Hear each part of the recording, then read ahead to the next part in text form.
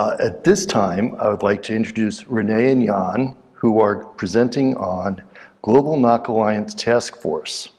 Renee is not only an aspirant optician at Flex Optics, yep, that's what it says, but also chairman of the Global NOG Alliance and is coming to us today from Germany. Jan is VP of 6Connect Labs and has traveled from Slovenia to join us on stage. This is Renee and Jan's first time presenting at NANOG, although they have presented many times before at other operators groups. Welcome both of you. Renee, come on up. Where's Jan?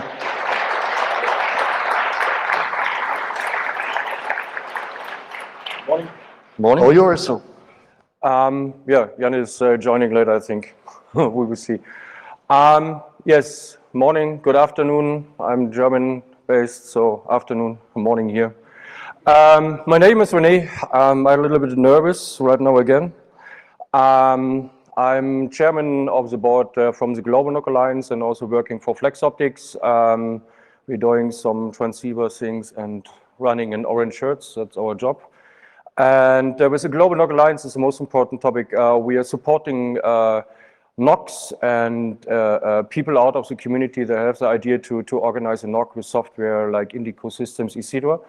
And I can't see the slides. So sorry. Yeah, so, and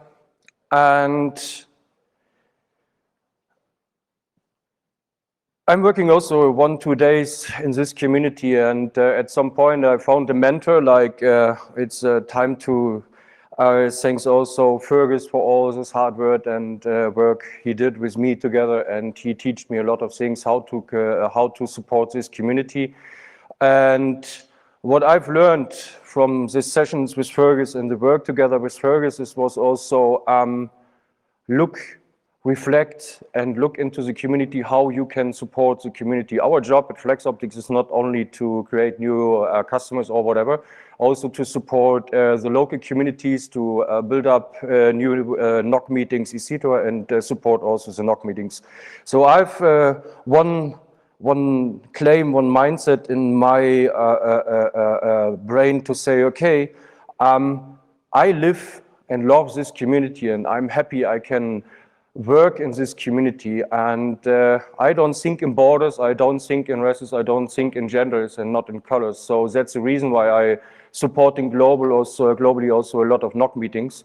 And at some point, a friend of mine, I've met him in person, and he posted at Facebook, yes, I'm starting a trip to Ukraine with humanitarian goods with a 40-ton truck, and who wants to join? Yeah, feel free to contact me, and then we can go together. And this was Patrick, and this was after 24th of February, the war in Ukraine was started, so it was 2 weeks after the war. And we got 2 trucks from a friend of us, and we worked together with a local association in my neighborhood, and we got all this like mattresses, Red Cross stuff, food, etc. And we loaded the trucks and was going directly straight to Ukraine via Poland. This war is 900 kilometers from Berlin away, means the border to Ukraine. It's very, very short for us. So we have only Poland between Germany and Ukraine. So we had a drive of 11 hours with 2 hours nap in Krakow on the main street. So then we crossed the borders to Ukraine, we handled the stuff over. And at some point we stuck between the borders, and I've seen all 2 weeks after the war started, I've seen all these mummies and these ladies came out of Ukraine with babies and like children's and kids, like 10 years, 12 years, 6 years, 6 months old, with only a cabin trolley with clothes, and they don't know when they can go back to Ukraine. So when I was back, I scheduled a board call with all my board colleagues, Nishal, Florence, Sander, and also Jan, and shared my experience from this trip. And I said, hey guys, we have this context into the community, and Right now, it isn't possible to buy some equipment to rebuild the local internet infrastructures in Ukraine. UPS, DHL, FedEx don't have service into the country, so we need to do something. So, and then we started this task force, Keep Ukraine Connected, and used all our power in Facebook, LinkedIn, Twitter to say, okay, guys, send us stuff. Send us the equipment. When you have some spare equipment, you can donate the stuff, ship it to René's house. And yeah, everything arrived, and I had pallets full of equipment at home. And then it was time to say, okay, it's cool to have this stuff in your backyard or in the garage or whatever, but you need to do something with it, you know? And this is like, I need, at some point I need also to switch my storage or warehouse.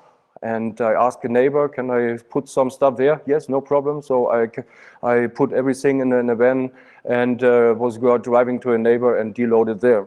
So, but at some point, everything was incoming via emails like Ukraine at NOG Alliance, and yes, we want to donate. Oh yes, we want to request some stuff. We need stuff. We want to rebuild our destroyed infrastructure or data center or whatever. And then it was time to work on a tool. So, and now I want to invite also Jan to the stage. He is also board member of the Global NOG Alliance and also co-founder of this Keep Ukraine Connected. And yeah. How use this? Yes. Will you? Yeah. Hello, everybody. My name is Jan George from 6Connect, also member of Keep Ukraine Connected and the board of Global NOG Alliance. Yeah, you forgot to mention that your wife Claudia was not very happy with the full house of equipment. Yeah. So we had to find another way. And also, some people started asking, and it's a very honest question. They started asking, are you collecting all sorts of old equipment and sending it into Ukraine? And we said, no.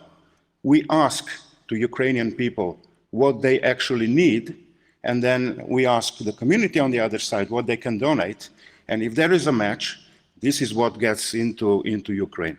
So there is no junk piling and sending it into the Ukraine. We specifically wanted to avoid this perspective.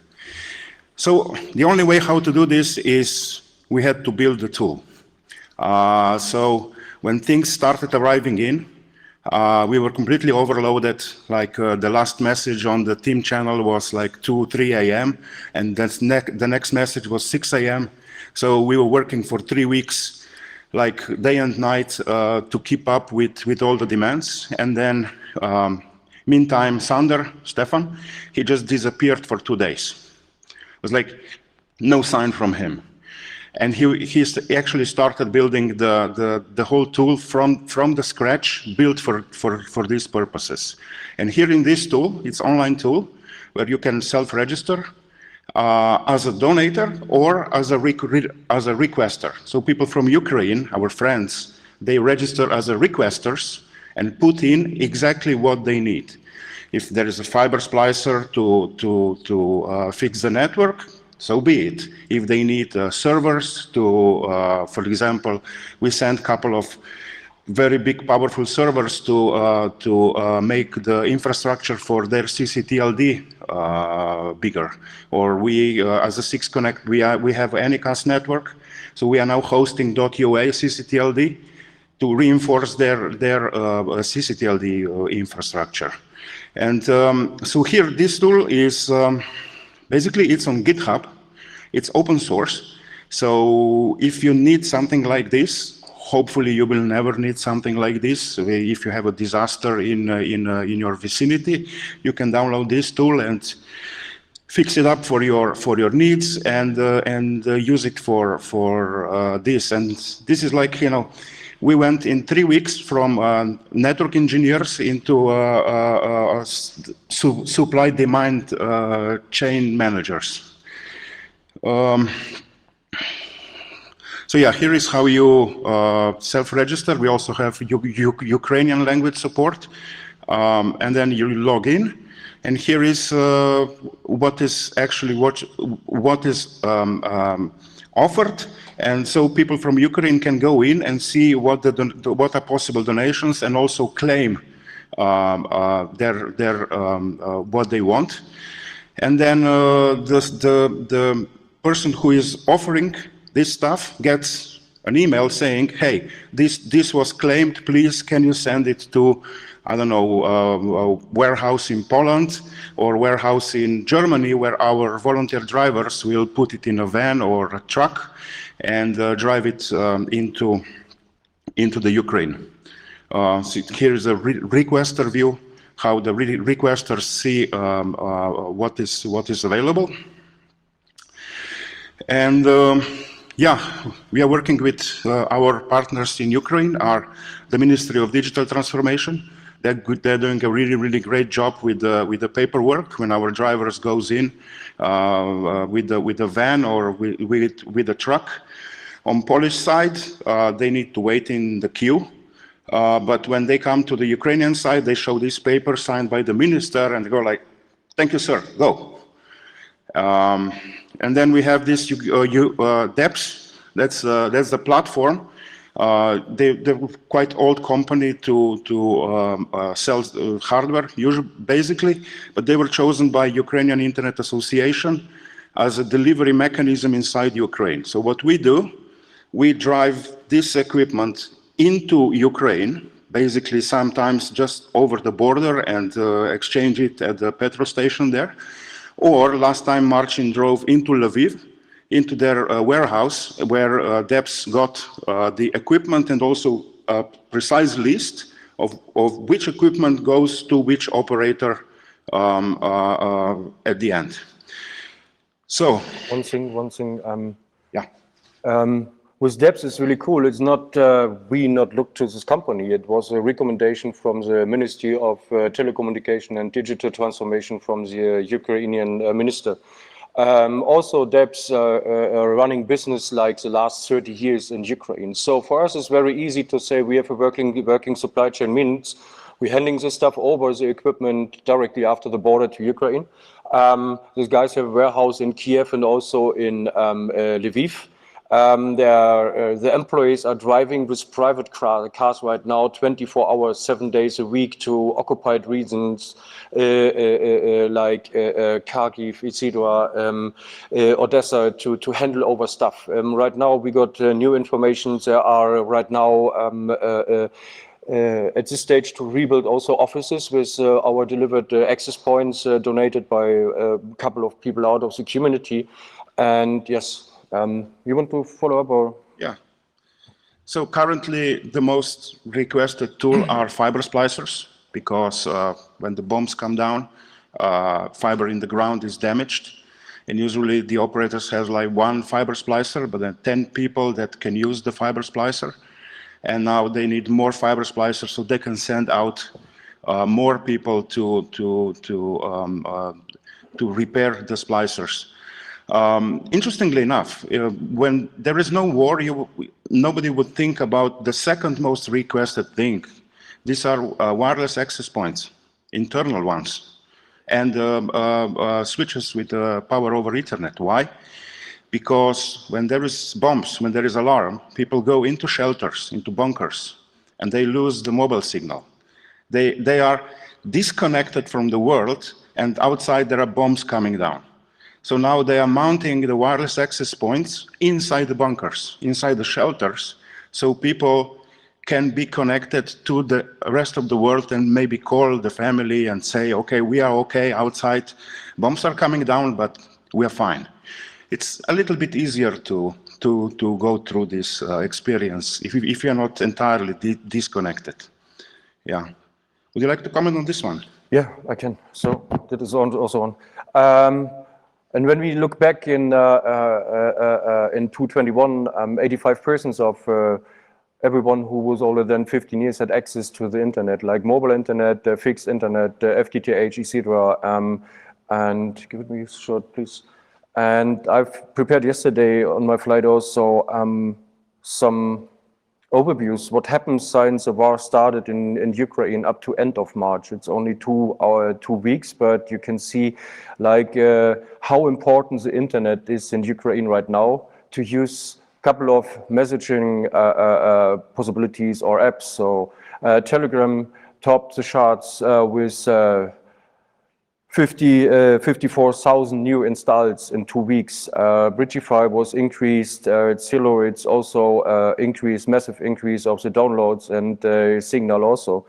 And the thing, how important is also the internet in Ukraine after the war started? That you can see here the download ratio was increasing, massively increasing for CNN on Fox News applications for Android and also for iOS.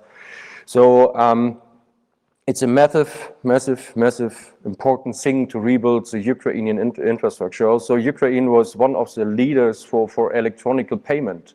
And right now it looks in the western part of Ukraine good, but in the eastern part and southeastern part not so really good. And here you can see some These are guys from Best. Yeah. Yeah. Here's the new pictures what we get yesterday. Yeah. And if you're wondering, yes, that's a broken tank.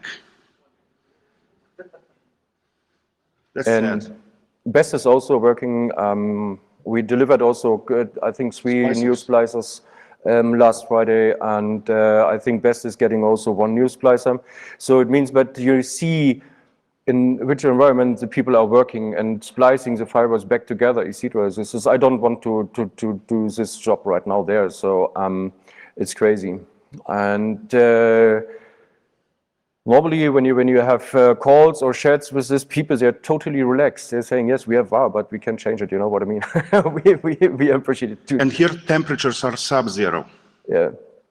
And this is all Best. This is also a local ISP. This is a broken bridge. And they are putting this fiber new over the bridge to say, okay, we need this connectivity done. We will do it on a better way later. So,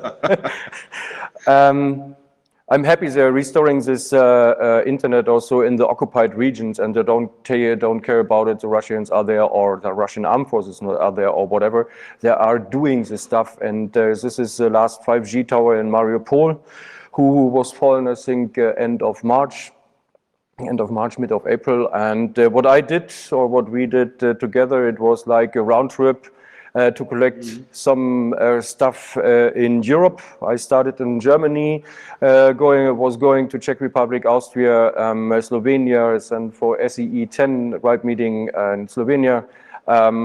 We loaded also the first splicer for Ukraine, then back to Czech, Poland, and Ukraine, Poland, Germany back. And all in it was like 3,100 kilometers, and driving time was 44 hours, 80 kilometers per hour. It's really cool at the highway. Yeah.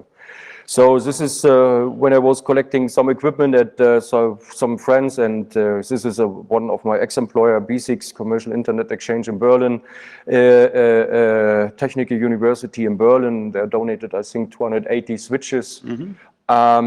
Yes, and this is what Jan mentioned is empty house, happy wife. She was really happy when she hasn't seen any switches. So then some pics from our friends in the Czech Republic with Sergey, and we met also Adam during a break on a gas station. He handled all the antennas and all this stuff. And only for recorded one my craziest experience is when you're driving a truck with 2.5 completely normally overloaded, but I've seen it on the scale in Ukraine. When you're driving up a hill or a mountain, you need to think about, you can have here 80 degrees, but upside on the top it can be minus degrees or whatever, and also you need to go down on the other side. So we have fully functional highways, please. Yes, but Sergey decided we skip the Graz highway, and that's the reason we crossed the Alps on the straightway. So it's his fault. Huh? Yeah, it's not my fault. So this is, we are loading the first splicer for Ukraine in Slovenia, and all in it was, this trip was like 40 pallets over 2 tons with our first batch to Ukraine. I think they said it was worth over $500,000. Yes, 480, 520,000, yeah. So this is as example one pick from the truck crews from the Polish to the Ukrainian side, and I scheduled everything to be on the Polish side on the customs 11:20, and I was on the Ukrainian side. I think it was 6-7-ish, yeah, and then It was 11 hours in the queue? yeah. Oh boy. So, and then back to back the trucks and deloaded my truck to the other truck, and then we left, and we also need to follow this and respect the rules of war in Ukraine. Means when we have a shipment to Ukraine, we can talk about like a couple days before and not 24 hours for the next 24 hours about it. And this was my trip, and then we are running out of time. Sorry, we added a lot of stuff. What is the most important needs on our website? Go to keepukraineconnected.org. You can see everything. We have a full supported. Sorry, I'm doing a little bit of pressure. It's okay. Go. We have a full Ukraine support right now on the WordPress side, also on the back end for our demand and supply tool. Multilingual. Also, what is our daily work right now? We are working on a stable system. Means what we want to try right now, it's not only to support Ukraine, also with our tool. We call it a GitHub Aid Coordinator. It's open source, it's Python based. We are happy when some people wants to volunteer to add some new functions or whatever. Our goal right now is to build a blueprint for all kind of disasters. All kind of disasters have the same schema to say, okay, we have an earthquake, no normal logistic into the country, so we need to work with the local community. We have this application, we can talk to the global community to donate stuff for this disaster. It's very simple, and it works. And this is like a schemata how works our automatic match, compare match, etc. In our system. We have conversations with donors worth like 15 million right now. It's a little bit more right now. We are talking to a proper Swedish ISP that wants to donate a lot of equipment. And conversations with partner right now, we are in this situation to talk to United Nations, to talk to European Commission, to talk to this happy German government colleagues. They don't understand what is a switch and what is the infrastructure and why this is important to rebuild internet, why we need internet. It comes out of the wall, you know. And and we need to have a proper session with the Polish and Ukrainian government for crossing the borders. Daily work, family, and who is behind the Ukraine Connected? Last, give me 1, 2. This is an old one, but it's fine. Corinne for marketing, texting, website. Natalie, this is our mom. She is saying, guys, stop it. Let's talk. And then we restart. Sander, Jan, and me, the driver. And I'm really happy to be part of this community and to started this project. It's amazing to see what you can do in this community, and that's the point. I'm open-minded. I'm supporting all. I don't think in borders, so that's a good thing. And I think the most important thing when you want to support us, you can donate via PayPal. Money for splicers, more splicers, yes, more splicers. This is the most important. We need to send in lots of fiber splicers. So if you can donate some money, it all goes into the splicers and ship them to Ukraine so people can keep the light on in the fibers and people connected. Right now we got money. I think we bought all in 8 or 10. Yeah. We have we get a donation of a 6-digit currency, 6-digit amount of money from a satellite company to buy only splicers. So that's really cool. Thanks. But we need more. Yeah, absolutely. It is. Well, Ukrainians need more. Thank you very much. Thanks.